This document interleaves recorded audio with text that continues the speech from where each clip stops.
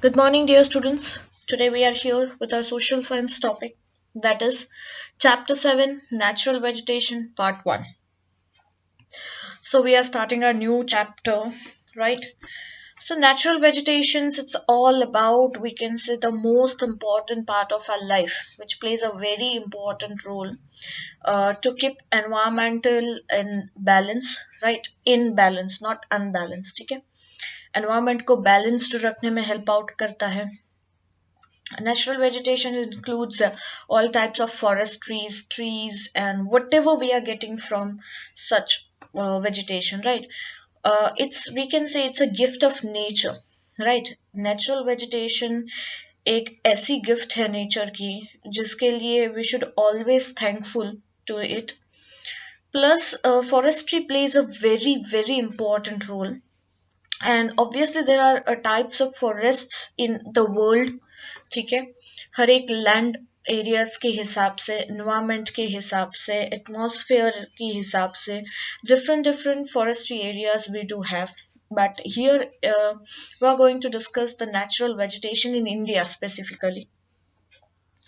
And जैसे हम सबको पता है that आज जो हम इश्यू फेस कर रहे हैं relating to pollution, global warming, जो सिर्फ not India but I can say the world is facing such issues. आज हम देख रहे हैं कि सीजनल इम्बैलेंस हो रहा है, जो पहले बहुत ही चेंजेस. आज हम देख रहे हैं temperature day by day increase हो रहा है, राइट तो ये सारे इश्यूज क्यों हो रहे हैं? द रीजन बिहाइंड इट कि नेचुरल वेजिटेशन कम होते जा रहे हैं, फॉरेस्ट्री एरियाज डिक्लाइन होते जा रहे हैं, डिफॉरेस्टेशन बढ़ते जा रहे हैं. Right.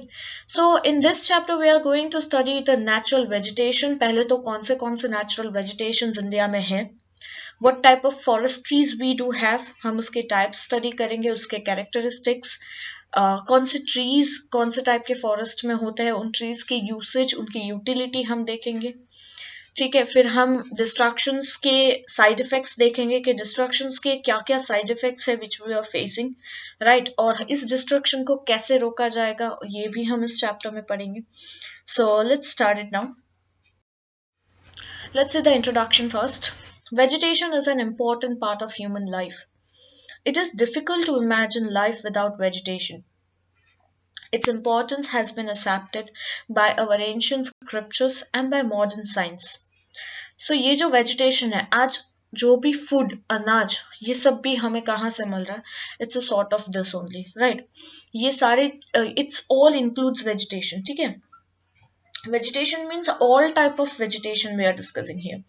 सो ये एक बहुत इंपॉर्टेंट पार्ट है ह्यूमन लाइफ का, और life can not be imagine without such vegetation. ठीक है, यहाँ तक कि हमारे एंशिएंट स्क्रिप्चर्स ले लो या मॉडर्न साइंस, इन दोनों ने ही इस चीज को एक्सेप्ट किया है. India has a large diversity of natural vegetation, yes, क्योंकि we have large diversities of climate as well. We can say we have large diversity of geographical, right. तो geography की वजह से somewhere ये डाइवर्सिटी नेचुरल वेजिटेशन में भी देख सकते हैं. जैसे हमारे पास हर एक टाइप का वेजिटेशन है, हर एक टाइप का जियोग्राफिकल प्लेसेस है, right. So in terms of vegetation diversity, India holds 10th position in the world and 4th in Asia. अगर हम vegetation diversity के बारे में देखें तो इंडिया 10th पोजिशन पे आता है वर्ल्ड में 10th and एशिया में comes 4th. Okay. A forest is a group of trees. So यहाँ पे ये बताया है what is forest. ठीक है, forest क्या है? तो answer is a forest is a group of trees and those trees which grow in natural conditions without human help are called forest. सी हम नर्सरीज देखते हैं, हम घर पे नर्सरीज करते हैं, तो ये नर्सरी क्या होता है? तो ये यहाँ पे हम सैपलिंग्स लेके आते हैं, सैपलिंग्स को ग्रो करते हैं, हम पानी डालते हैं, हम उसकी केयर करते हैं. ठीक है, बट फॉरेस्ट क्या है? फॉरेस्ट एक ऐसा ग्रुप ऑफ ट्रीज है, राइट, जो ट्रीज एक नेचुरल कंडीशन में ग्रो होता है. यहाँ हमें इसकी केयर करने की जरूरत नहीं पड़ती, वो अपने हिसाब से without human help it grows. That is we called a forest. Okay. Now let's see the natural vegetation. दूसरा क्या कह रहे हैं, the diversity is in natural vegetation of India is created due to the following reasons. अब क्या कारण है कि इंडिया में डाइवर्सिटीज है, डिफरेंसेस है नेचुरल वेजिटेशंस में, या we can say lots of varieties है नेचुरल वेजिटेशन के. इसके कारण ये है, we have relief features. Relief features यानी somewhere we have mountains, somewhere we have plains, plateaus, right, then sea areas. तो इसे कहते हैं रिलीफ फीचर्स, ठीक है, जिसको हम जियोग्राफिकल फीचर्स भी कह सकते हैं. नेक्स्ट आता है soil. We have varieties of soil. For example अगर हम प्लेन्स की बात करें तो नियर plains area we found very fertile soil like alluvium soil, right, black soil and all such. बहुत ही फर्टाइल सॉइल भी है हमारे पास. सो हर एक आई कैन से कि हर एक जगह की, हर एक रिलीफ फीचर्स की अपनी type of varieties of soil है. Next comes temperature. टेम्परेचर भी हमने देखा है, we have a very high to moderate temperature, right, cold temperature as well. हमारे पास temperate temperature भी है. Then we have what we can say that tidal or tundra regions भी है, ऐसे कोल्ड रीजन्स भी है जहाँ बर्फ गिरती है, लाइक हिमालयस. हमारे पास हॉटेस्ट रीजन्स भी है. So we have varieties of temperature as well. Then comes insolation, that is sun ray, sunshines, right.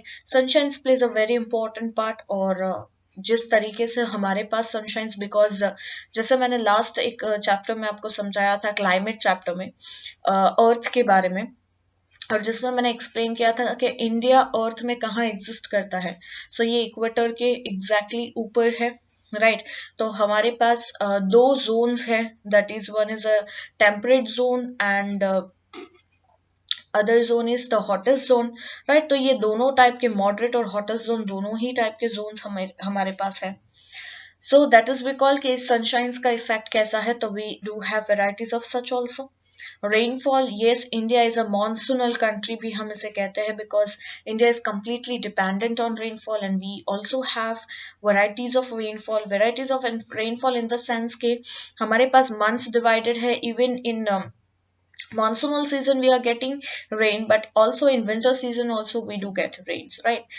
So according to relief features, temperature, rainfall भी उस हिसाब से divided है. Then comes humidity. We all know about humidity कि usually you find humidity near the sea areas, right. sea surface के आसपास जो भी जगह होगी वहां ज्यादा humidity होगी. And accordingly, so we can say कि ये 6 रीजंस की वजह से हमारे पास डाइवर्सिटी है नेचुरल वेजिटेशंस की, वैरायटीज है नेचुरल वेजिटेशंस की. Okay, due to the diversified relief like. अब रिलीफ फीचर्स मैंने अभी समझा क्या होता है.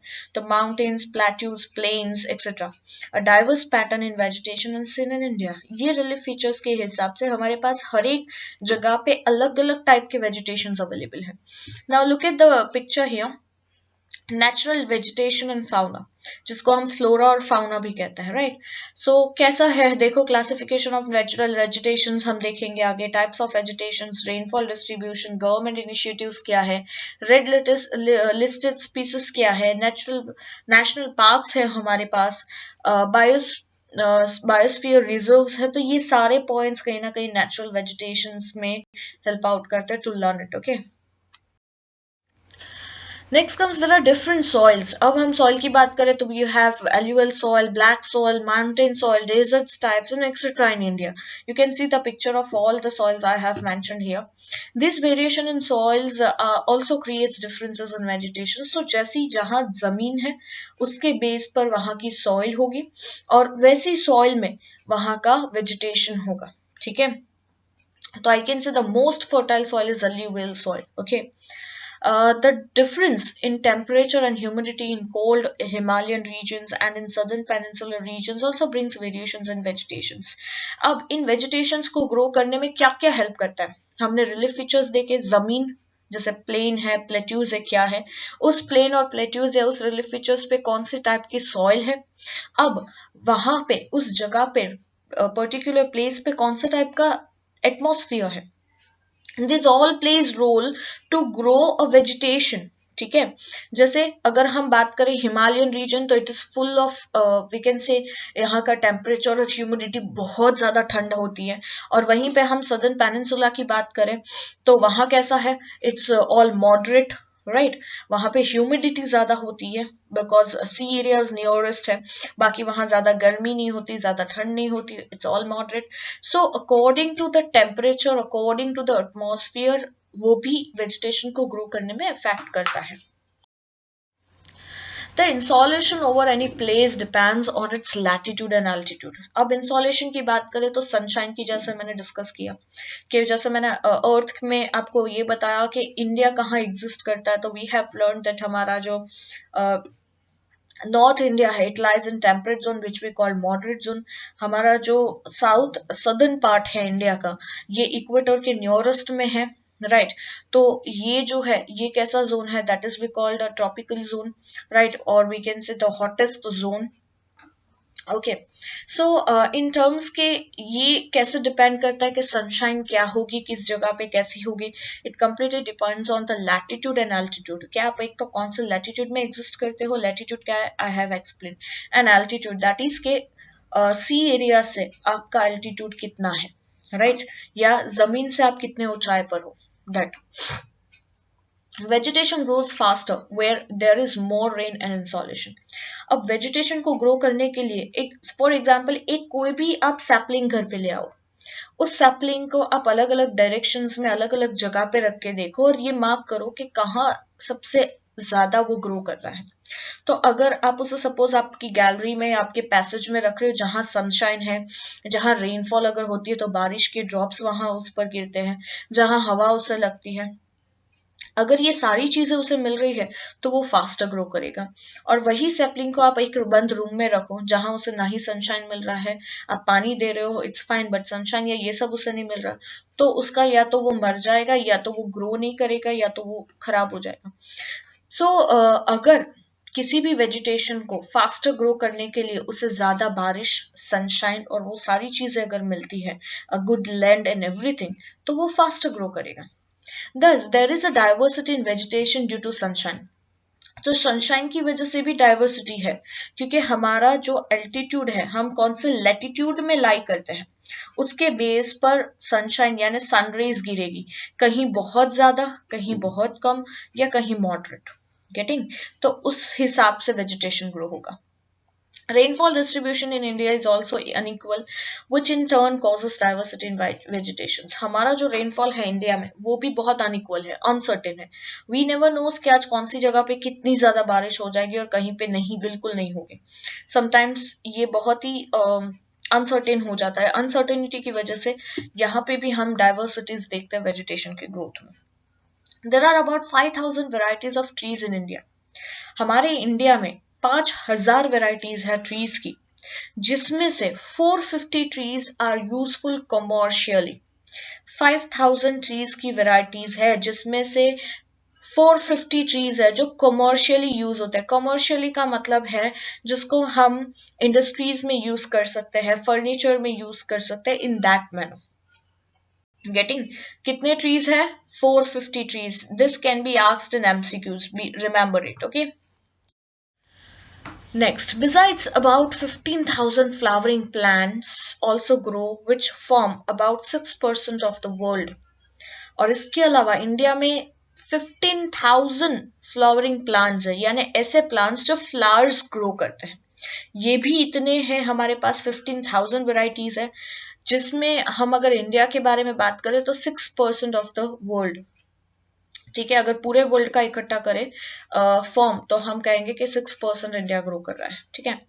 नॉन फ्लावरिंग प्लांट्स लाइक, अब इसके अलावा नॉन फ्लावरिंग प्लांट्स भी है हमारे पास, जैसे फर्न, algae, moss, राइट, ये भी हमारी कंट्री में है, यानी we have all varieties of plants also. India is famous since ancient times for the herbal plants. India बहुत फेमस रहा है उसके हर्बल प्लांट्स के लिए, somewhere we called Ayurveda, right. हमारे पास 2000 मेडिसिनल प्लांट्स है, डिस्क्राइब किया है आयुर्वेद ने। आयुर्वेद ने ये कहा है कि इंडिया के पास 2000 मेडिसिनल प्लांट्स है, राइट, जिससे हम कोल्ड, कफ, फीवर या ऐसी बड़ी बड़ी बीमारियां भी आयुर्वेद की हेल्प से सॉर्ट आउट कर सकते हैं। और आयुर्वेद किसकी हेल्प लेता है? मेडिसिनल प्लांट्स की। Thus it can be said that India has a diversity in vegetation. So इससे हम ये कह सकते हैं कि इंडिया के पास बहुत सारी varieties है vegetation की. चलो अब रीड करते हैं टाइप्स ऑफ नेचुरल वेजिटेशन. कौन से टाइप्स ऑफ नेचुरल वेजिटेशन है इंडिया के पास? Existence and growth of any vegetation depends on the climate of a region. जैसे मैंने आगे डिस्कस किया कि किसी भी नेचुरल वेजिटेशन का ग्रोथ और उसका एग्जिस्टेंस, उसका होना किस पर डिपेंड करता है? क्लाइमेट पर. In the regions of identical climate the vegetation seen is mostly identical. अगर कहीं पे भी एक जगह का क्लाइमेट आप ले लो या किसी भी रीजन का क्लाइमेट अगर आइडेंटिकल है, फॉर श्योरिटी है कि यहाँ का क्लाइमेट ऐसा ही होता है, तो वहां के वेजिटेशंस भी वैसे ही होंगे. That is also identical. Regions of such ecological similarities are called natural vegetation regions. तो ऐसे regions जहाँ पे ऐसे ecological similarities है यानी climatic identical है और ये सब, तो ऐसी जगह को हम कहेंगे natural vegetation regions. यानी यहाँ पे ये vegetation surely grow होते हैं. On the basis of altitude, soils, rainfall, variation in temperature, the natural vegetation regions can be divided into 5 types.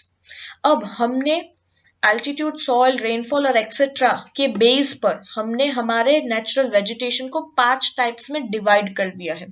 Let's see which are types.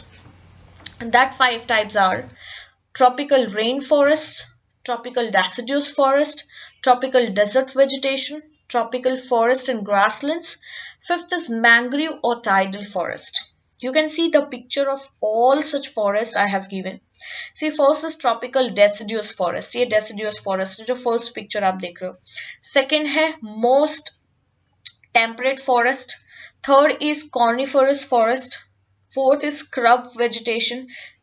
Fifth is chips vegetation and sixth is alpine vegetation. ठीक है, ये नाम अलग है, otherwise types are all same. Okay.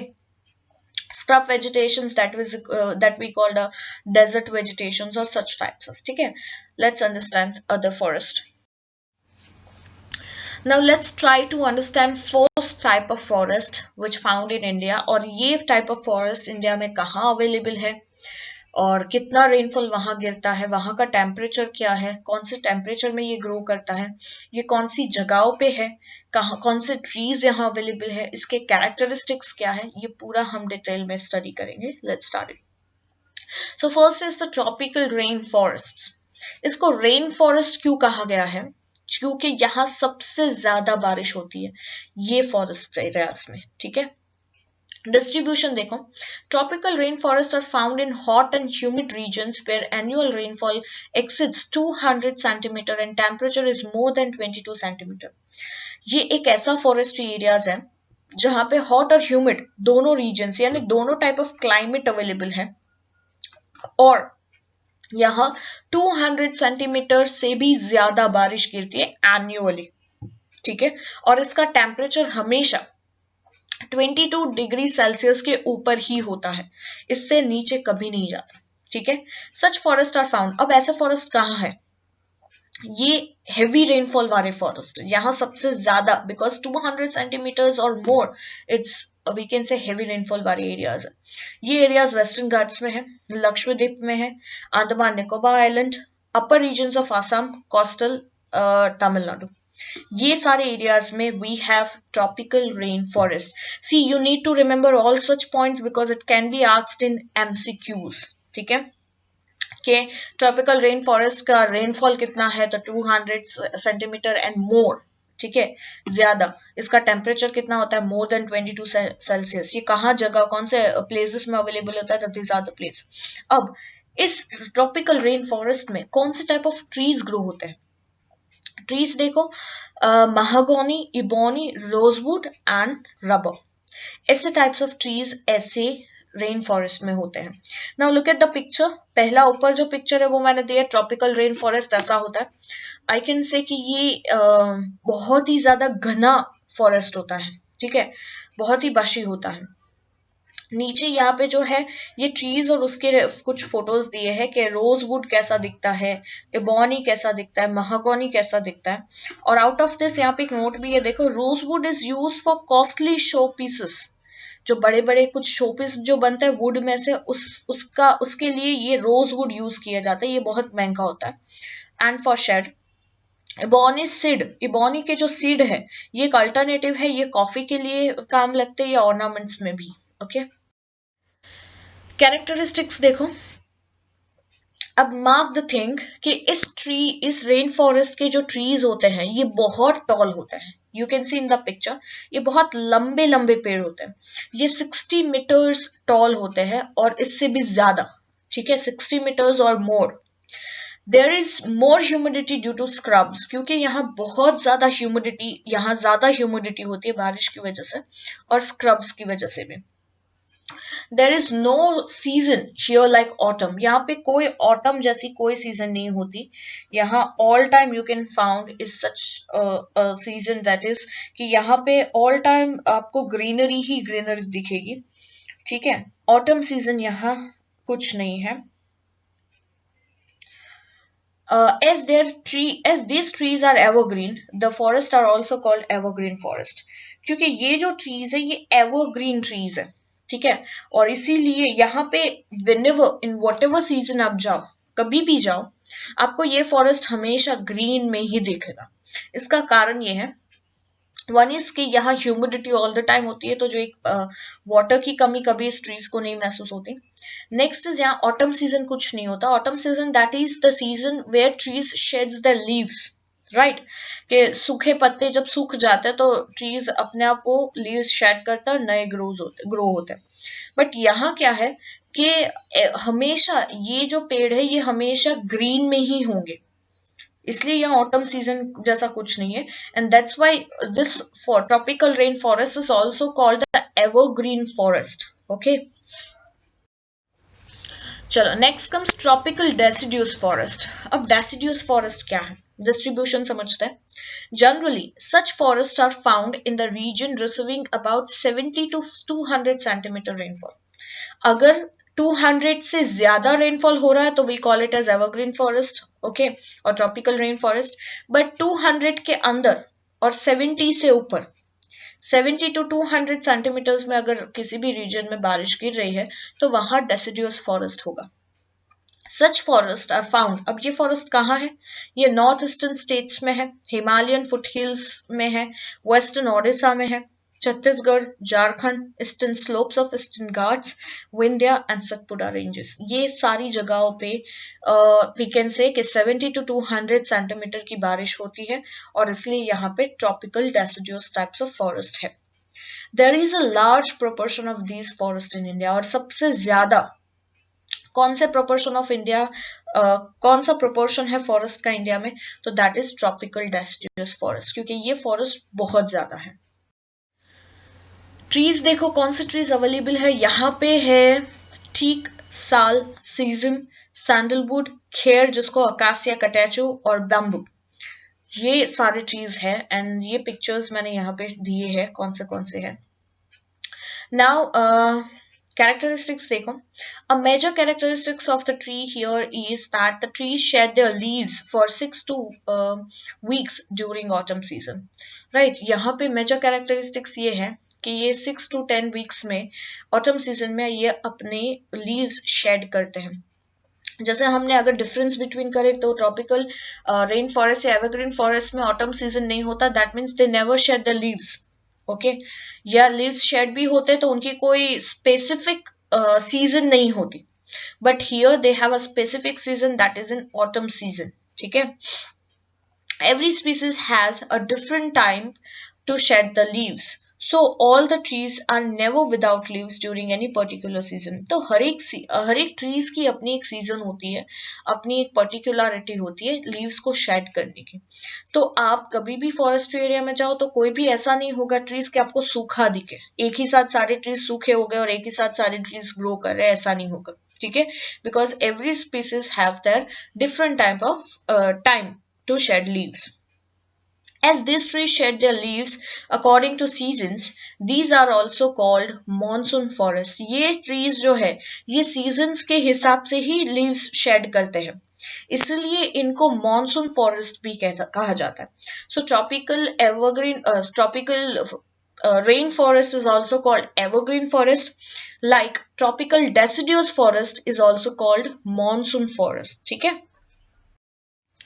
चलो next is thorny vegetation. Thorny vegetation यानी डेजर्ट्री area या सूखापन. ठीक है, जहां पे आपको कांटे वाले जाल ज्यादा दिखेंगे क्योंकि वहां पे पानी कम है, तो that is called thorny vegetation. Thorny itself means कांटा. ठीक है, नाउ डिस्ट्रीब्यूशन देखो, generally such forest are found in the region receiving less than 70 centimetre of rainfall. तो जहां 70 सेंटीमीटर से भी कम बारिश हो, ऐसे रीजन्स में थॉर्नी वेजिटेशन ग्रो होता है. ये कहाँ है? ये है नॉर्थ वेस्टर्न रीजन्स में, गुजरात में है, राजस्थान में, मध्य प्रदेश और उत्तर प्रदेश और ऐसी जगह पे. ठीक है, जो समथिंग वी कैन से कि जहाँ टेम्परेचर बहुत हाई है, रेनफॉल थोड़ा कम है और डेजर्ट्री एरिया ज्यादा है. ठीक है, अब यहाँ कौन से टाइप्स ऑफ ट्रीज ग्रो होते हैं, लुक एट, या जुजुबे, अकासिया, कैक्टस, खींचड़ो, ये सारे टाइप्स ऑफ ट्रीज जो यूजुअली कांटे वाले झाड़ होते हैं वैसे ही ग्रो होते हैं. और कैरेक्टरिस्टिक्स क्या है? The roots of the trees and plants here are long, deep and wide spread. अब ये इसकी लेंथ ज्यादा नहीं होती, बट ये जमीन के नीचे के उसके जो रूट्स होते हैं ये बहुत अंदर तक होते हैं, क्योंकि जमीन, ऐसी जमीनों में, राइट, ऐसे डेजर्टी एरियाज जो होते हैं उसके जमीन के नीचे पानी बहुत डीप होता है, तो वहां तक उनके रूट्स पहुंचे तो ही वो ग्रो कर पाएंगे. तो ऐसे प्लांट्स के रूट्स बहुत ही नीचे होते हैं, बहुत ही डीप और लॉन्ग होते हैं और वाइड स्प्रेड होते हैं, जिससे वो वहां से उन्हें थोड़ा बहुत पानी मिलता रहता है और वो ग्रो करते हैं.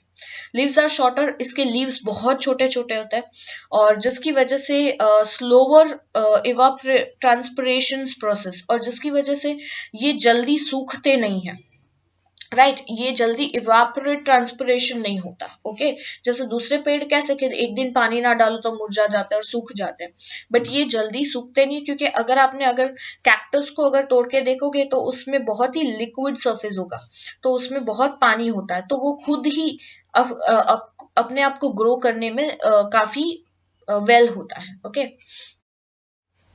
so this was today's lecture. Hope you understood this lecture very well and enjoyed it also. It's quite interesting part of a natural vegetation and इसको समझना and इसको अच्छे से ध्यान देना कि इंडिया में कौन से टाइप्स है और कहाँ ये वैनिश होते जा रहे हैं. It's very important. Okay, so we'll meet in the next lecture with the next part. Up till bye bye. Take care all of you.